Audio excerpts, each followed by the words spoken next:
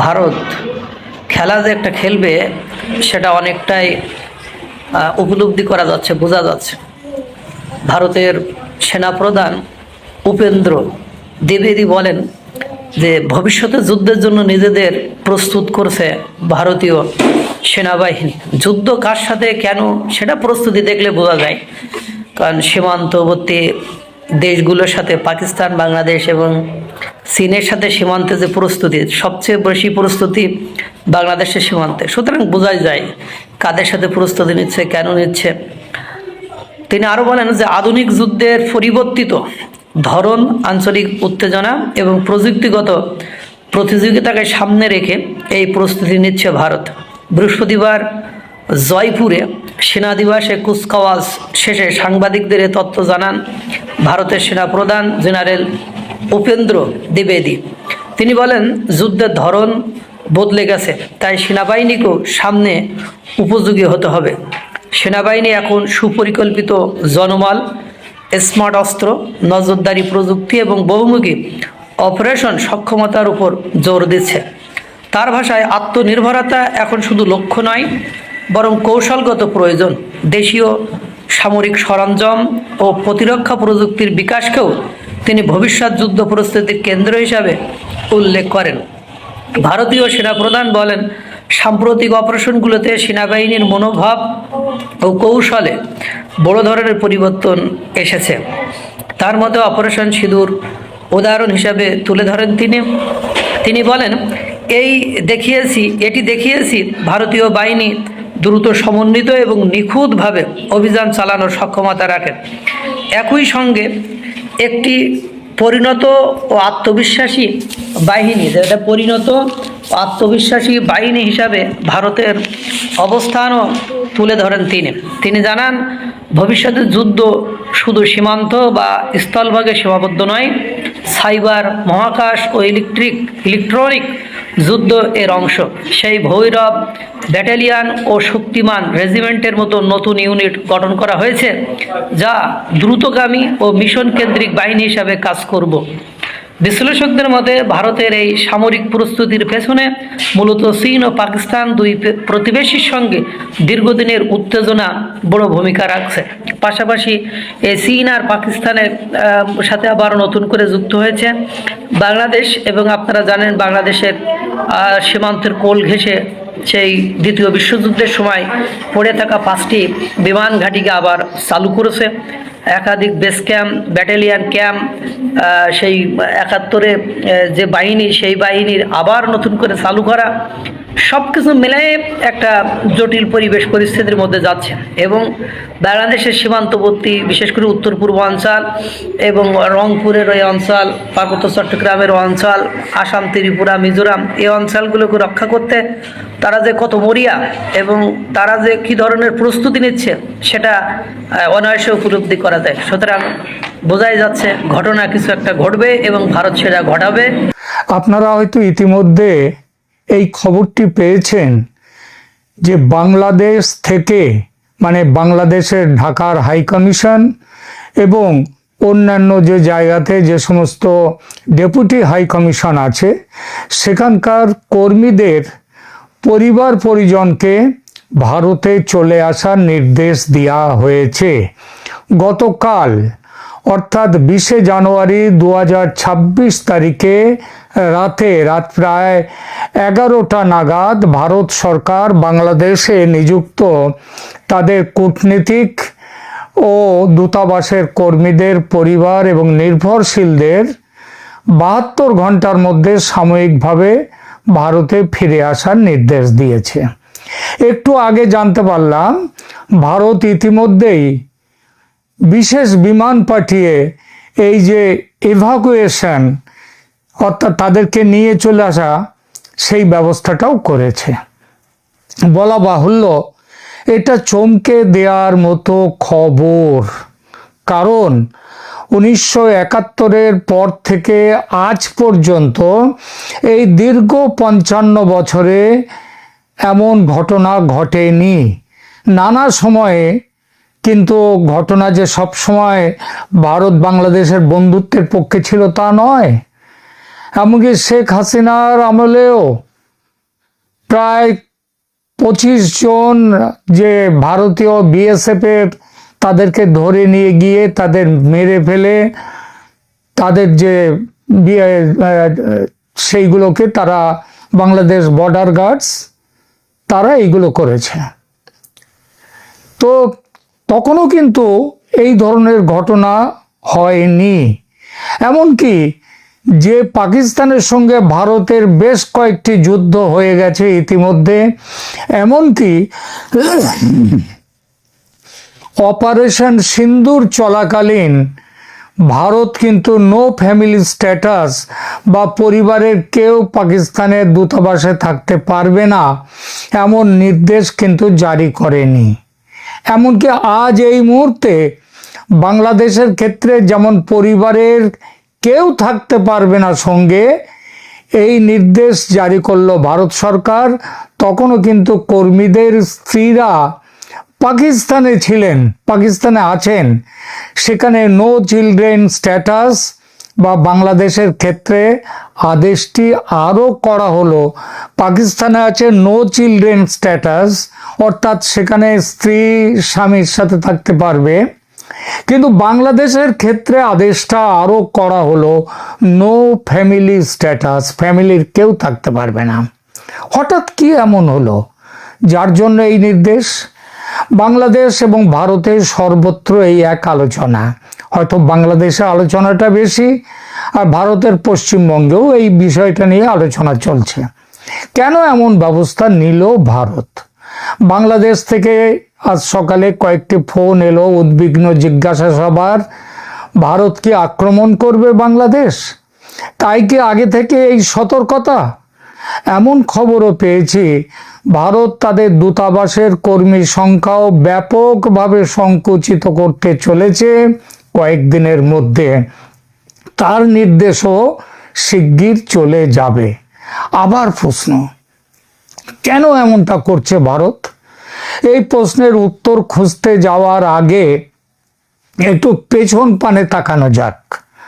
অতীতেও বিশেষ কিছু জরুরি বা অস্থিতিশীল পরিস্থিতিতে ভারত সরকার বিভিন্ন দেশ থেকে তাদের দূতাবাসের কর্মীদের পরিবার এবং নির্ভরশীলদের সরিয়ে নিয়ে এসেছে।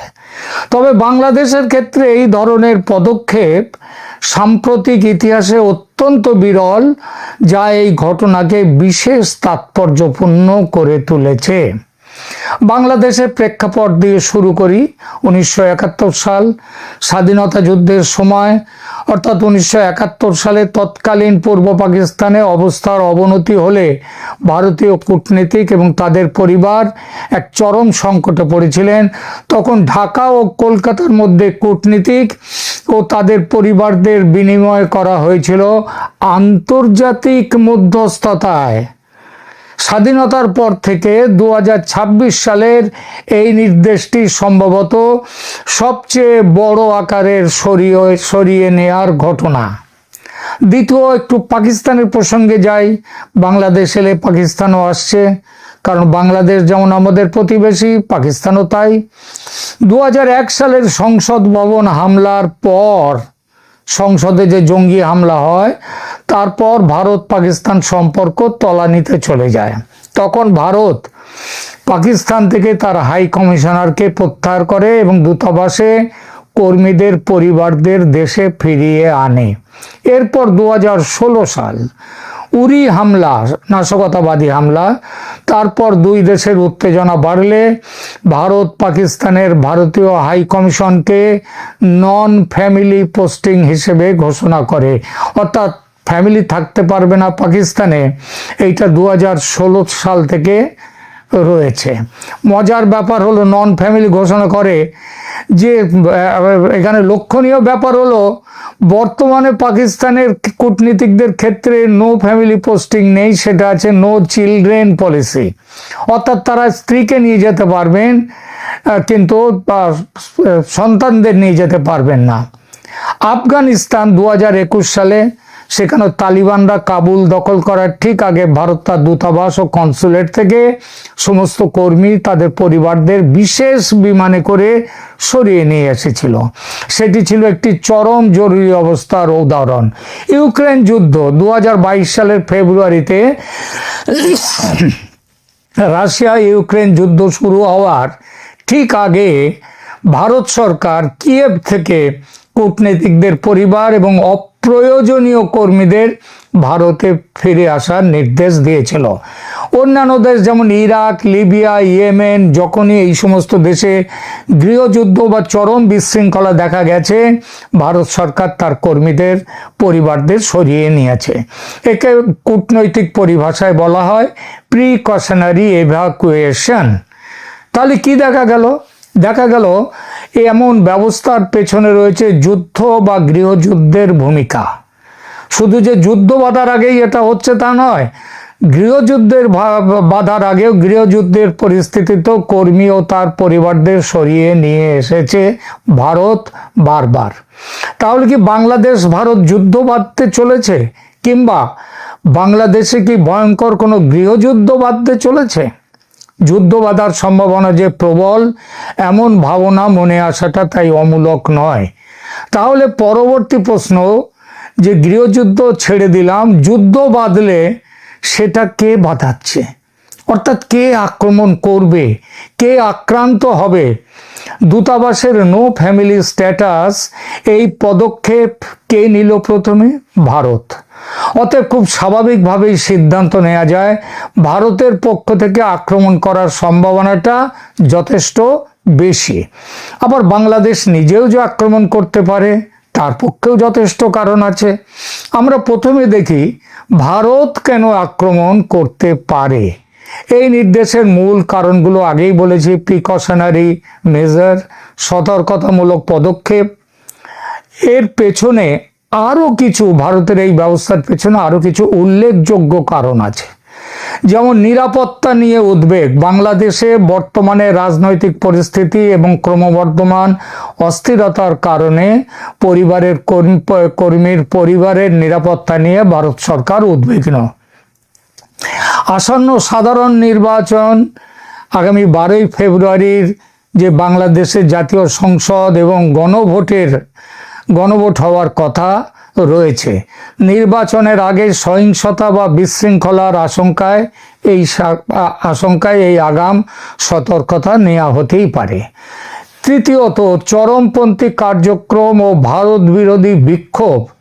সাম্প্রতিক সময়ে বাংলাদেশে কিছু চরমপন্থী গোষ্ঠীর তৎপরতা বৃদ্ধি এবং গত ডিসেম্বর মাসে ওই শরীফ ওসমান হাদি হত্যাকাণ্ডের পর সৃষ্ট ভারত বিরোধী বিক্ষোভ এই সিদ্ধান্ত নিতে প্রভাব ফেলেছে। সংখ্যালঘু পরিস্থিতিও সেখানে খুবই খারাপ। সংখ্যালঘু হিন্দুদের ওপর হামলা এবং বর্তমান পরিস্থিতির প্রেক্ষাপটে দুই দেশের কূটনৈতিক সম্পর্কে যে টানাপোড়েন সৃষ্টি হয়েছে তাও একটি বড় কারণ। তবে সবচেয়ে বড় যে কারণ সেটা হলো বাংলাদেশের পূর্ব পাকিস্তানে ফিরে যাওয়া। পাকিস্তানের সঙ্গে একজোট হয়ে ভারতের বিরুদ্ধে একটা নতুন জোট তৈরি করা এবং সেই জোট ভারতের শত্রুতা করবার জন্যে। বাংলাদেশের এভাবে পাকিস্তান হয়ে যাওয়া ভারত কখনোই চাইতে পারে না। এজন্য 71-এ 16,000 ভারতীয় সেনা প্রাণ দেয়নি। আর 12ই ফেব্রুয়ারির ভোটে যেভাবে ইউনূস নিজের গদি একেবারে পাকা করবার চেষ্টা করছে, সেটা অনির্দিষ্ট কালের জন্য পাকিস্তানকে তাদের অবস্থান বাংলাদেশে আরো শক্ত করবে। এই সম্ভাবনা দূর করতে ভারত যুদ্ধের কথা ভাবতেই পারে। গত কিছুদিন ধরে সীমান্তে যুদ্ধ পরিস্থিতির মোকাবিলার জন্য অস্ত্র ও সেনা সমাবেশ করেছে ভারত ব্যাপকভাবে। মনে রাখতে হবে, ভারতের কাছে গোয়েন্দা সূত্র থেকে পাকা খবর 26শে জানুয়ারি রিপাবলিক ডেতে পাকিস্তানের ISI এর বাংলাদেশি স্লিপার সেল, যার নাম ঢাকা সেল, সেই ঢাকা সেল বড় কোনো নাশকতা করতে পারে ভারতের রিপাবলিক ডেতে 26শে জানুয়ারি। আর দেশের মাটিতে নাশকতা করলে তার উত্তর সেই দেশ যে আক্রমণ করা, এটা এখন ভারতের নীতি। সেই নীতিতে ভারত যুদ্ধের কথা ভাবতেই পারে, যে কোনো মুহূর্তে ভারত ঝাঁপিয়ে পড়তে পারে, এটা ভাবার যথেষ্ট যুক্তিসঙ্গত কারণ আছে। পাকিস্তান সীমান্তের উত্তেজনাটা সম্পর্কে বলতেই হয়। এখানে পাকিস্তান আর বাংলাদেশ কিভাবে একজোট হয়ে এগিয়ে আসছে। গত ডিসেম্বর এবং এই জানুয়ারি মাসে জম্মু কাশ্মীর ও পাঞ্জাব সীমান্তে একাধিক ড্রোন অনুপ্রবেশ হয়েছে, অস্ত্র উদ্ধারের ঘটনা ঘটেছে। এছাড়া মার্কিন একটি থিঙ্ক ট্যাঙ্ক CFR তারা বলেছে যে 2026 সালে ভারত ও পাকিস্তানের মধ্যে আবার যুদ্ধ বাঁধার সম্ভাবনা রয়েছে। এবং ভারতের গোয়েন্দা সূত্রের খবর, পাকিস্তান পশ্চিম সীমান্তে লড়াই করবে ভারতের, আর বাংলাদেশ থেকে পূর্ব সীমান্তে লড়াই চলবে। বাংলাদেশের সঙ্গে সম্পর্কের টানাপোড়েন এখন অত্যন্ত শীতল পর্যায়ের মধ্য দিয়ে যাচ্ছে। সুতরাং পাকিস্তানের সাথে ষড়যন্ত্র করে পূর্ব সীমান্তে ভারতের সাথে লড়াই করাটা কিন্তু কোনো অবিশ্বাস্য ঘটনা বলে মনে নাও হতে পারে। এবার বলি, যুদ্ধের কথা ভাবতে পারে বাংলাদেশও কেন? প্রথমত, যুদ্ধ বাদিয়ে দিতে পারলে নির্বাচন করার দরকার হবে না। সেটা হলে ইউনূস সরকার থাকতে পারবেন ক্ষমতায় অনির্দিষ্টকালের জন্য। সুতরাং হয়ে যাক যুদ্ধ। প্রশ্ন উঠতে পারে, ভারতের সঙ্গে যুদ্ধের বাসনা কি বাংলাদেশের জন্য আত্মহত্যা নয়? ইউনূসকে সাহস দিয়েছে পাকিস্তান। খবর পেয়েছি পাকিস্তান সেই 71-এর মতো স্ট্র্যাটেজি নিয়েছে। পশ্চিম সীমান্তে তারা করবে যুদ্ধ, পূর্ব সীমান্তে যুদ্ধের দায়িত্ব বাংলাদেশের ওপর। আর তাদের সাহায্যে কে থাকবে? পেছন থেকে চীন নাকি সমস্ত রকমের সাহায্য, পরোক্ষ সাহায্য, সেগুলো প্রতিশ্রুতি দিয়েছে। আর গত কিছু মাস ধরে পাকিস্তান থেকে তো জাহাজে করে চট্টগ্রাম বন্দর হয়ে প্রচুর অস্ত্র বাংলাদেশে এসছে। বাংলাদেশিরা বলছে তাদের কাছে নাকি পারমাণবিক বোমাও এসছে। তো পারমাণবিক বোমা তো ওই বাংলা পেটো ছোড়ার মতো ছুরি দিয়ে মারা যায় না, তার একটা পদ্ধতি আছে। সুতরাং সে কথাটা আমরা মানছি না, তবে যুদ্ধ করার মতো অস্ত্রশস্ত্র তারা নিয়ে এসছে। দ্বিতীয়ত, বাংলাদেশ নিজেই কেন যুদ্ধের পথে এগোতে পারে? কারণ বিনাশকালে বিপরীত বুদ্ধি, কিংবা নিয়তিকে কেউ পাল্টাতে পারে না। আর তার জন্যেই মোহাম্মদ ইউনূসের ভারতের সঙ্গে পাঞ্জা লড়ার এই চেষ্টা। তিনি ভেবেছেন যুদ্ধে তিনি জিততেই পারেন পাকিস্তানের সাহায্যে, চীন ও তুর্কির সাহায্যে। আসলে পতঙ্গ জানে মৃত্যু অনিবার্য, তবু আগুনের দিকে ছুটে যায়, তেমনই ব্যাপার। এবার দুটো কথা, যুদ্ধ কে বাঁধালো তার সঙ্গে গুরুত্বপূর্ণ প্রশ্ন, যুদ্ধ কি সর্বাত্মক হবে নাকি সার্জিক্যাল স্ট্রাইক হবে? সার্জিক্যাল স্ট্রাইক হলে হাই কমিশন, ডেপুটি হাই কমিশনে নো ফ্যামিলি স্ট্যাটাস ঘোষণা করত না ভারত। পাকিস্তানে করেছিল উরি হামলার পরে, উরি হামলার আগে নয়। সুতরাং যাকে বলে পূর্ণ মাত্রায় যুদ্ধ, সেটাই হবে যদি যুদ্ধ হয়। আর এর পেছনে অন্য একটা বড় কারণ আছে, যার কথা আমি আমার পূর্ববর্তী বহু ভিডিওতে একাধিকবার বলেছি। সেটা হলো বাংলাদেশের মানচিত্র পাল্টে দেয়া, রংপুর ও চট্টগ্রামকে বাংলাদেশ থেকে বিচ্ছিন্ন করে স্ট্র্যাটেজিক্যাল কারণে ভারতের মানচিত্রে জুড়ে নেয়া। রংপুর জুড়ে দিলে ভারতের chicken neck problem solved. Chittagong জুড়ে দিলে ভারতের 6 রাজ্যের একেবারে সোজাসুজি সমুদ্রে যাওয়াটা ঠিক হয়ে যাবে, সমুদ্রে যাওয়ার পথ মিলবে। বাংলাদেশ তখন স্থল বেষ্টিত একটি দেশ হবে। সীমাবদ্ধ থাকবে কোথায়? রংপুর আর চট্টগ্রাম গেলে ঢাকা ও তার আশপাশের কিছু ওই যে অঞ্চলটা, তার মধ্যে। এবং শুনেছি এমন কথাও যে ইউনূস নাকি সেইটাই চাইছেন। এটা হলে ইউনূসের কি সুবিধা হবে? সুবিধা হবে বাংলাদেশের, যেটুকু বাংলাদেশ তখন থাকবে, সেই বাংলাদেশের মানুষের মনে তীব্র ভারত বিরোধিতাটা পুরোপুরি গেঁথে দেয়া যাবে। আর দ্বিতীয়ত, ভারত বিরোধিতা পুরোপুরি এসে গেলে ইউনূসের নিজের আসন সেটা পুরোপুরি বড় থাকবে, ভালো থাকবে। সুতরাং বাংলাদেশ উচ্ছন্নে যায় যাক, ঢাকা তার আশপাশের কিছু জায়গা নিয়ে যে বাংলাদেশ থাকবে, তখন সেই দেশে ইউনূস রাজার মতো থাকবেন। যাই হোক, পরিস্থিতি যে স্বাভাবিক নয় সেটা স্পষ্ট। দেখা যাক শেষ পর্যন্ত কি হয়। কিন্তু একটা জিনিস সারা পৃথিবী জুড়ে কিন্তু এই ঘটনাটি আঁচ ফেলেছে যে কি হতে চলেছে বাংলাদেশে।